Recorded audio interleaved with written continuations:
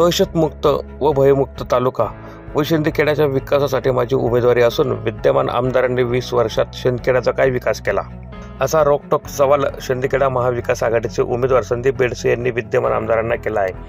मायबाप जनता हो, फक्त 5 वर्ष सेवा करण्याची संधी द्या।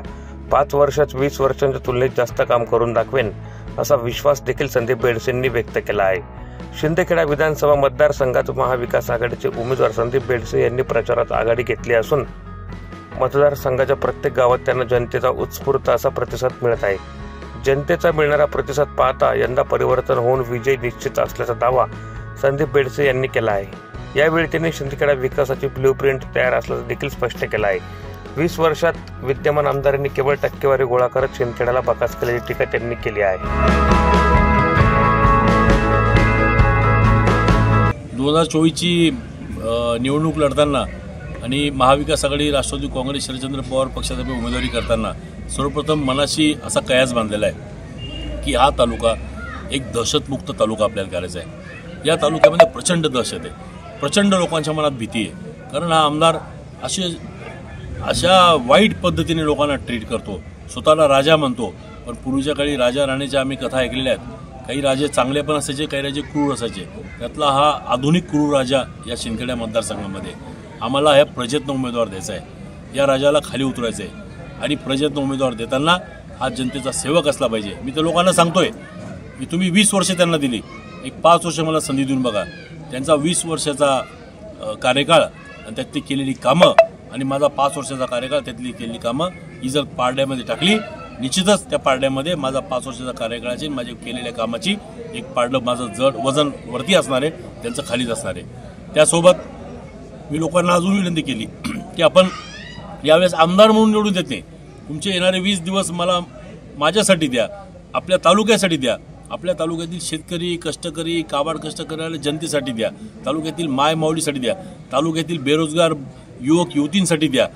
परंतु पुढचे 365 दिवस मी तुमचा आमदार म्हणून नाही, मी तुमचा सालदार म्हणून काम करणार आहे। अशा पद्धतीने लोकांमध्ये चैतन्याचं वातावरण आहे। लोकांना एकच माहिती आहे की आपल्याला यावेळेस परिवर्तन करायचं आहे, जयकुमार रावलांचा पराभव करायचा आहे। त्याच्यामुळे जयकुमार रावल आता ते वेडेवाकडे एक कटकारस्थान त्यांचे सुरूच आहेत, हे मागील 1-2 दिवसात आपल्या लक्षात आलं। परंतु येत्या भविष्यकाळात सुद्धा काही करून काही कटकारस्थान करण्याचा प्रयत्न करतील, पण आम्ही सर्वजण ते हाणून पाडू। जयकुमार रावलच्या हुकुमशाहीला, त्याच्या बेबनशाहीला, त्याच्या दडपणाला कुठलाही आमच्या तिघही पक्षांच्या महाविकास आघाडीचे कुठलेही कार्यकर्ते, पदाधिकारी आणि इव्हन गावातली जनता बळी पडणार नाही। कोणी काही खोटे अपक्ष उभे असतील, ते खोटा काहीतरी नेरेटिव्ह पसरवतील, त्याच्याबद्दल सुद्धा जनता अतिशय सुज्ञ आहे।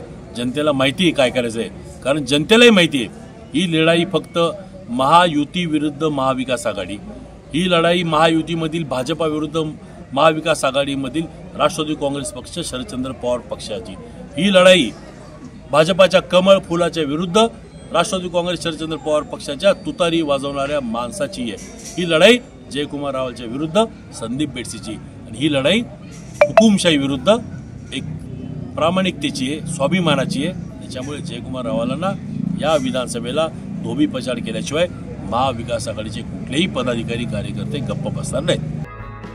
प्रतिनिधी सुनील निकम, माझा महाराष्ट्र न्यूज, धुळे।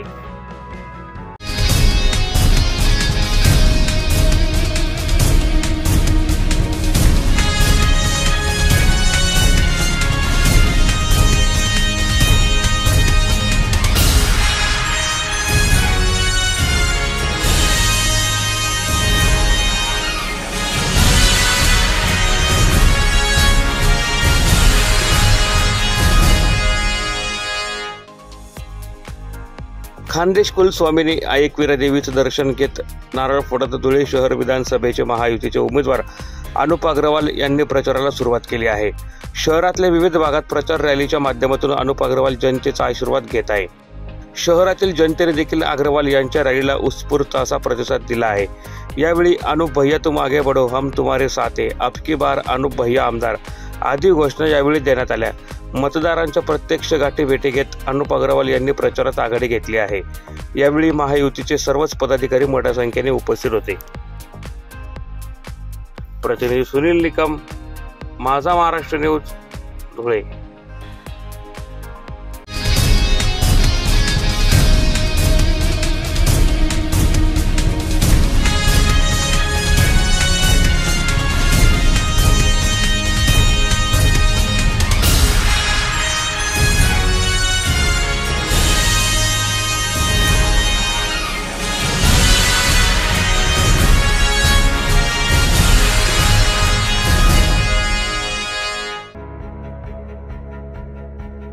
महाराष्ट्राच्या पोलीस यंत्रणेच्या कामकाजाबाबत जगभरात नाव घेतले जाते. मात्र मोदी शासनाच्या काळात महाराष्ट्रातील पोलीस कमजोर झाले असून बाबा सिद्दीकींचा मर्डर करण्यात आला. अजूनही हत्येमागचा मास्टरमाइंड सापडला नाही. महाराष्ट्रात भाजपाच्या काही लोकांकडून जातीवाचक वक्तव्य केले जात आहे. त्यांच्यावर देखील आळा घातला जात नाही. महाराष्ट्रात नेमकं चाललंय तरी काय, असा सवाल एमआयएमचे सुप्रीमो खासदार असदुद्दीन ओवैसी यांनी पंतप्रधान नरेंद्र मोदींसह महाराष्ट्र सरकारवर टीका केली आहे. धुळ्याच्या एमआयएम पक्षाचे उमेदवार डॉक्टर फारुख शाह यांच्या प्रचारासाठी आयोजित करण्यात आलेल्या सभेत ते बोलत होते. 10 वर्षात भाजपा सरकारने काय केलं? मराठा आरक्षण, धनगर आरक्षणाचं काय झालं? तरुण बेरोजगार झाले आहे. महाराष्ट्रातील उद्योगधंदे गुजरातमध्ये नेले जात आहे. महाराष्ट्रातील शिंदे, फडणवीस, पवार गप्प का? तसेच येथील तरुणांना केवळ लव्ह जिहाद आणि गौरक्षणाच्या मुद्द्यावर अडकवून ठेवले जात आहे.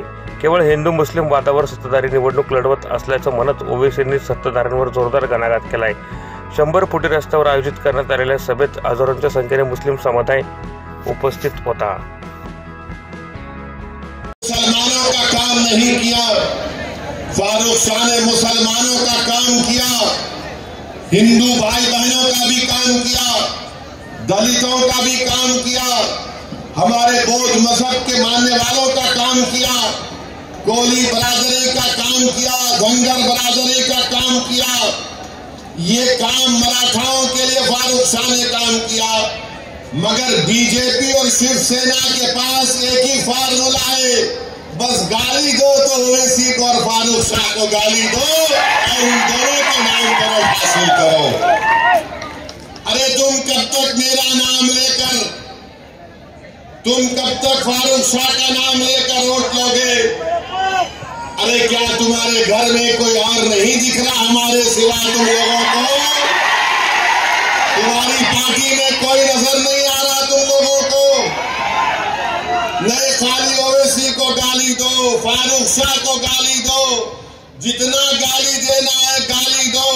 मगर धुलिया की जनता ने देख लिया कि फारूक शाह ने जो काम किया वो काम धुलिया की तारीख में कोई विधायक, कोई आमदार नहीं किया था. सबका काम किया. बीजेपी आकर बोलेगी, मोदी जी बोलते हैं सबका साथ, सबका विकास. मगर आप बताइए, मैं पूछना चाहता हूं, यहां के मुख्यमंत्री शिंदे से, फडणवीस से, ये हमको बताइए कि महाराष्ट्र से ये ड्राई पार्क का प्रोजेक्ट जो 3000 करोड़ का था वो गुजरात क्यों चला गया? बताओ शिंदे साहब, ये ड्राई पार्क का प्रोजेक्ट 3000 का कैसे गुजरात चला गया? बताओ मोदी जी, जो महाराष्ट्र को आकर अब चुनाव में शुरू कर देंगे लंबा लंबा फेंकना. ये टाटा एयरबस का प्रोजेक्ट 22,000 करोड़ का वो महाराष्ट्र से चला गया. वेदांता फॉक्सकॉन का प्रोजेक्ट 1,50,000 करोड़ का महाराष्ट्र से चला गया. ये मेडिकल डेवलपमेंट पार्क जो 424 करोड़ का था वो महाराष्ट्र से चला गया. आखिर हो क्या रहा है महाराष्ट्र में? ये देश का दूसरा बड़ा प्रदेश है. यहां पर किसानों का हाल ये करके रख दिया कि आज किसान के बेटे की शादी नहीं हो पा रही है महाराष्ट्र में. परेशानी हो रही है, इसीलिए मराठा लड़ रहा है आरक्षण के लिए. बताओ आखिर बीजेपी ने क्या दिया है महाराष्ट्र के लिए? अब मोदी जी आकर बोलेंगे मैं यूसीसी लगा दूंगा महाराष्ट्र में. आप देखना बीजेपी आकर बोलेगी नहीं, हम महाराष्ट्र में यूनिफॉर्म सिविल कोड को लाएंगे. हम पूछना चाह रहे हैं ये टाटा एयरबस का प्रोजेक्ट कहां गया? तो मोदी जी बोलेंगे यूसीसी ला लूंगा. जब महाराष्ट्र का मराठा पूछ रहा है, महाराष्ट्र का किसान पूछ रहा है आज हम इतने परेशान क्यों हैं, आज हम इतने गरीब क्यों हैं, मखरूज क्यों हैं, तो मोदी जी बोलेंगे भाइयों बहनों लव जिहाद हो रहा है। आप बताइए महाराष्ट्र में इतना बड़ा प्रदेश मगर इसके बारे में बीजेपी के पास कोई प्रोग्राम नहीं है।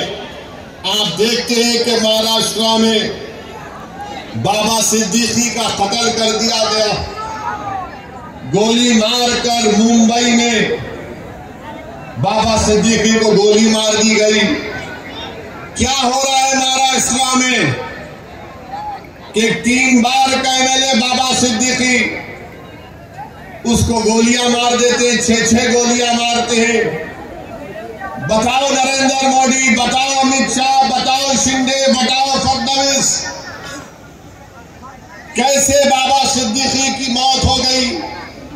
अरे बताओ अजीत पवार, वो तो तुम्हारी पार्टी का था, तुम अपनी पार्टी के आदमी को नहीं बचा सकोगे तो तुम अपने आप को कैसे बचाओगे?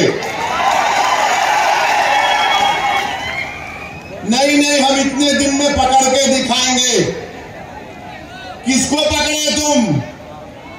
कहां है पकड़ करने वाला?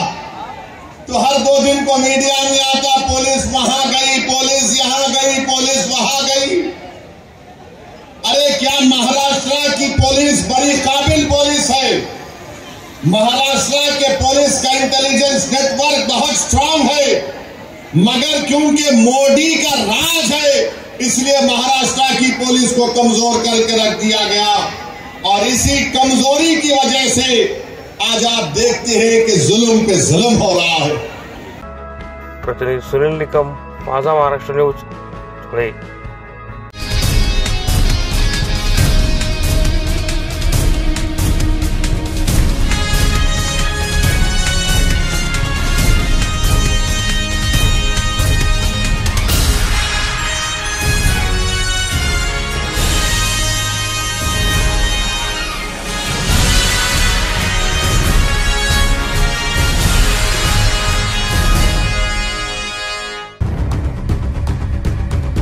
लग्न कार्याच्या खरेदीसाठी बाहेरगावी गेल्याची संधी साधत सराईत चोरट्यांनी घरात आज सफाई करत रोख रकमेसह सोन्या चांदीच्या दागिन्यांवर डल्ला मारत सुमारे 18,90,378 रुपये किमतीचा मुद्देमाल चोरट्यांनी लंपास केला आहे। या प्रकरणी 40गाव रोड पोलिसांनी तपासाची चक्रे फिरवीत तिघांना गजाआड करत 267 ग्रॅम सोन्याचे दागिने व 385 ग्रॅम चांदीच्या दागिन्यांसह 3,80,800 रुपये रोख रकमेसह 15 लाख रुपये किमतीचा मुद्देमाल 40गाव रोड पोलिसांनी हस्तगत करत चोरट्यांना गजाआड केला आहे। तौसिफ उर्फ पापा भिकन तांबोळी, वय वर्ष 21, राहणार देवपूर। मिनाज मोहम्मद रमजान अन्सारी, वय 25 वर्ष, राहणार तिरंगा चौक, 80 फुट रोड, धुळे। फैजान उर्फ इन्या मुजम्मिल अन्सारी, वय 21 वर्ष, राहणार कबीरगंज, धुळे असे ताब्यात घेतले 3 आरोपींचे नावे असून त्यांच्या विरोधात गुन्हा दाखल करण्यात आला आहे। 30 तारखेच्या रात्रीला आपल्या लक्षात आलं होतं की गरीब नवाजनगर येथे फिर्यादी जे आहे त्यांच्या घरी घरफोडी झाली। त्यानंतर 40 गुन्हा दाखल झाला होता। त्याच्या तपासामध्ये पी जीवन बोरसे आणि त्यांच्या मार्गदर्शनाखाली त्यांचं पूर्ण डिव्हिस टीम यांनी त्या ठिकाणी सदर गुन्ह्याचा तपास लावलेला आहे आणि त्या गुन्ह्याचा सगळ्यात महत्त्वाचा मुद्दा त्याच्यामध्ये जवळपास एकूण 18,90,000च्या आसपासचा मुद्देमाल चोरी गेलेला होता। त्याच्यापैकी सोन्या चांदीचा व रोख रक्कम अशा पद्धतीने एकूण 15 लाख रुपयाचा मुद्देमाल देखील जप्त केलेला आहे। सदर गुन्ह्यामध्ये 3 आरोपी ज्यांची नावं आहेत तौसिफ उर्फ पापा भिकन तांबोळी, तसेच मिनाज अन्सारी आणि फैजान उर्फ इन्या मुजम्मिल अन्सारी अशा तिघांना आपण सदर गुन्ह्याच्या तपासकामी अटक केलेली आहे। त्या आरोपितांवर यापूर्वी देखील धुळे शहरामध्ये विविध घरफोडीचे गुन्हे दाखल करण्यात आलेले आहेत।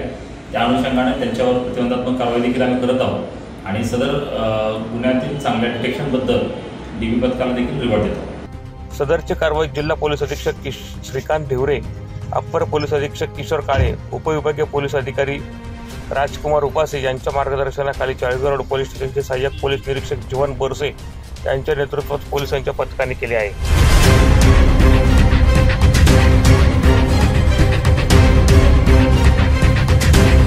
प्रतिनिधी सुनील निकम, माझा महाराष्ट्र न्यूज, धुळे।